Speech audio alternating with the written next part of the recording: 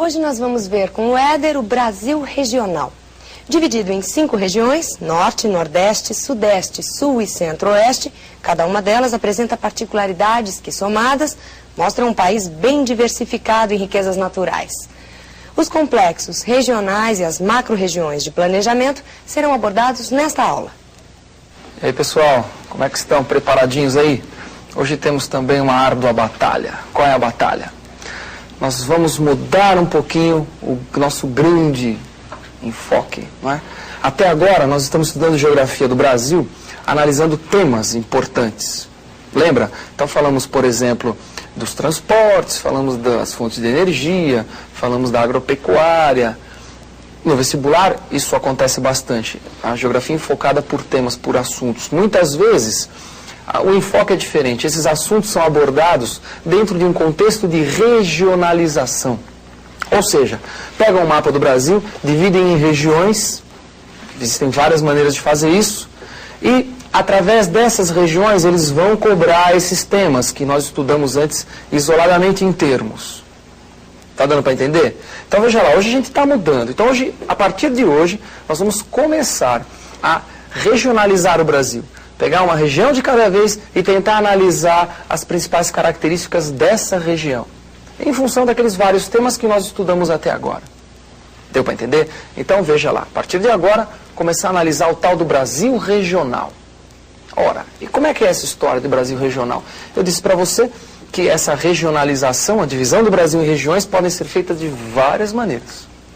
Uma das maneiras mais tradicionais é aquela que divide o Brasil em 5 grandes regiões, as chamadas macro-regiões do IBGE. Não sei se você lembra o que é. Caso você tenha esquecido, eu trouxe o mapa aqui para você observar. Veja, olha só que legal.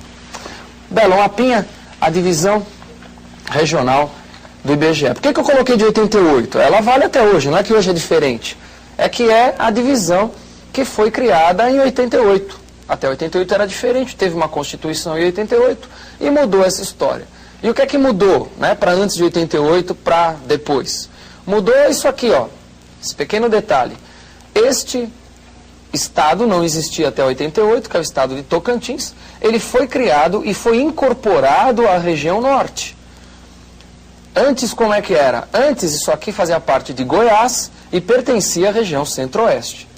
Então, foi uma mudança na divisão regional do Brasil. Então, essa que você está vendo aqui é a divisão regional que existe hoje. Está observando? A tal da divisão do IBGE. Então, seria muito conveniente você olhar um mapinha desse e saber identificar com facilidade, tipo, que estado é esse aqui, né? Que é Rondônia. Jamais confundir com esse aqui, que é Roraima. Nem com esse outro aqui, que é o Amapá. Muito menos com a Ilha do Marajó, que pertence ao estado do Pará. Então seria muito importante para você saber identificar todas as unidades federativas que compõem o Brasil, ou seja, os estados que compõem o Brasil. Isso é muito importante. E quais estados estão em cada região. Então essa que você está vendo, divisão regional de 88, que como eu disse para você, vale até hoje. Ora, essa divisão regional que você acabou de recordar, que é a nossa divisão, 5 grandes regiões, ela, como você viu, mudou e ela pode mudar de novo. Quer dizer, que critério que ela obedece? Ela obedece, será aos critérios naturais? Evidentemente que não. Os critérios econômicos? Não. Você fala, mas como é que não obedece critério natural? Ué, se você não pôde perceber, não deu para perceber, olha o mapa de novo, veja de novo que eu vou te mostrar como é que não obedece critério natural. Olha lá de novo, ó.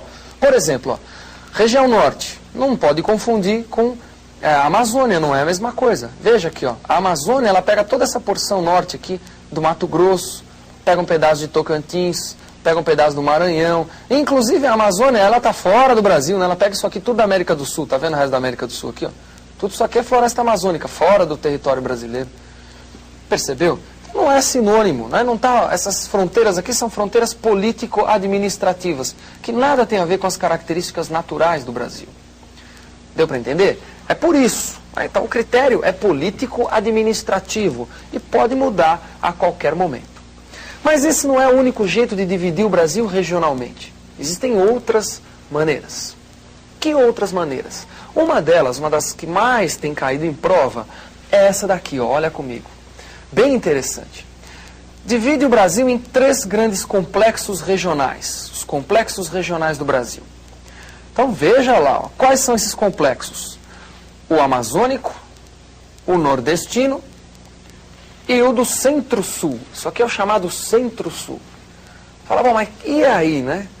Você fala, isso aqui é mais fácil, gostei mais, hein? É mais fácil do que o outro, porque tem só 3 para guardar e o outro tem 5. Isso aqui é bem mais simples em termos. É que esse daqui, ele é diferente porque ele está usando outro critério. Enquanto que naquele anterior o critério era político-administrativo, esse daqui ele usa um conjunto de critérios. É uma inter-relação entre os critérios naturais e econômicos e populacionais. Então são várias coisas consideradas para se dividir o Brasil nesses 3 grandes complexos. Por exemplo, ó, o complexo amazônico, esse que você está observando aí. O que é que tem o complexo amazônico para ser separado dos demais? Ele tem primeiro a presença da floresta equatorial. Em processo de devastação ou não, ela está lá. Segundo, uma área de baixa densidade demográfica, com ocupação muito recente, dos anos 70 para cá, basicamente.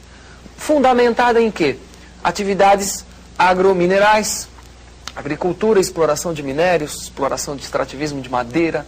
Então isso é o que caracteriza esse complexo regional, o amazônico. E os outros? Volta no mapinha, olha comigo lá, veja. E o nordestino? Observa uma coisa interessante, ó, que esse complexo nordestino, ele aqui no Maranhão, ele deixa um pedacinho que teoricamente faz parte da região nordeste, aquela divisão do IBGE, mas que aqui eu coloquei no domínio amazônico, né? E peguei um pedacinho de Minas, você está vendo? Ó, Minas Gerais, o norte de Minas aqui, ó, faz parte da região sudeste, naquela divisão do IBGE. Mas aqui ele está colocado no complexo nordestino. Por que isso acontece? Exatamente porque tem algumas características relativamente comuns a essa área. Relativamente comuns, não pode levar o pé da letra também. Que é o quê? Basicamente a estagnação econômica. A característica natural também pesa, porque o norte de Minas Gerais, ele tem um clima mais seco, semelhante a grande parte do clima do interior do Nordeste. Isso é importante.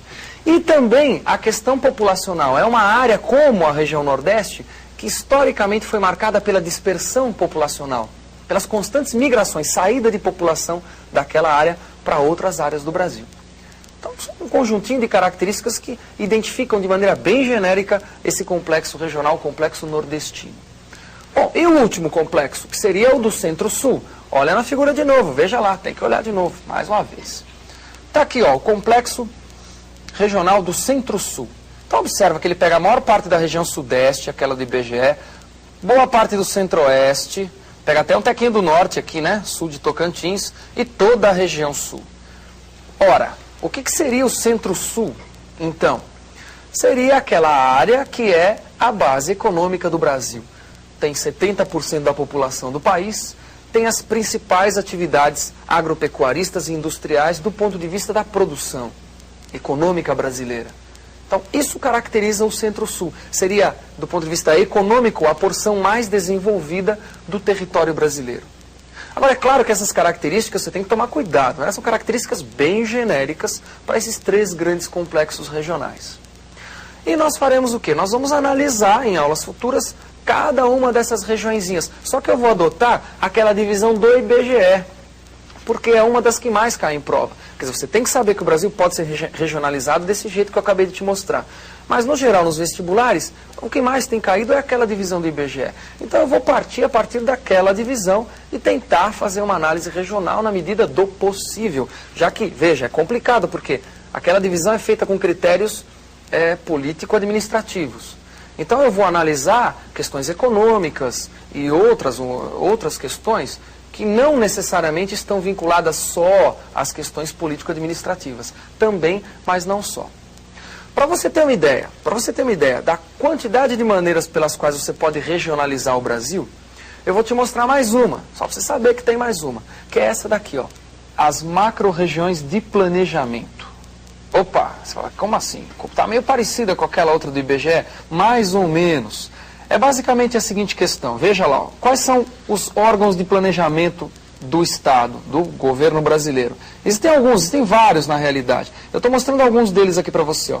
Um chamado Sudã, Superintendência de Desenvolvimento da Amazônia. Então, o que seria a região da Sudã? É essa região que você está olhando aqui na figurinha, que é exatamente aquela região na qual, que pega aqui, ó, mais do que a região norte, não, na qual vai atuar esse órgão de planejamento regional chamado SUDAN, criado nos anos 60.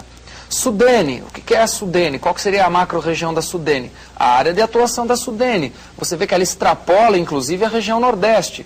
Quer dizer, Superintendência de Desenvolvimento do Nordeste. E ela vai além, não é? Tá vendo? Está pegando aqui o norte de Minas Gerais. Assim como o próprio a SUDECO e a SUDESUL, que atua aqui na região sul do Brasil. O fundamental dessa divisão que você acabou de ver aí é lembrar o seguinte, que ela foi feita em função da criação desses órgãos de planejamento regional. Que o objetivo básico da criação deles foi tentar fazer o quê? Pelo menos teoricamente, reverter o processo de desequilíbrio econômico entre as várias áreas do Brasil. Daí criaram-se essas regiões de planejamento, esses órgãos de planejamento regional, para tentar consertar, minimizar as diferenças econômicas entre as várias áreas, para tentar estimular o crescimento econômico de algumas áreas não tão desenvolvidas, como por exemplo a SUDAN da Amazônia e a SUDENE do Nordeste. É outra maneira de dividir regionalmente. Então veja, quando eu retomar, quando nós retomarmos esses assuntos fundamentados naquela divisão do IBGE, eu vou de novo me referir a esses órgãos de planejamento que são muito importantes. Tá claro? Então fica ligado, a partir da nossa próxima aula, vamos fazer essa análise regional, uma de cada vez. Até lá.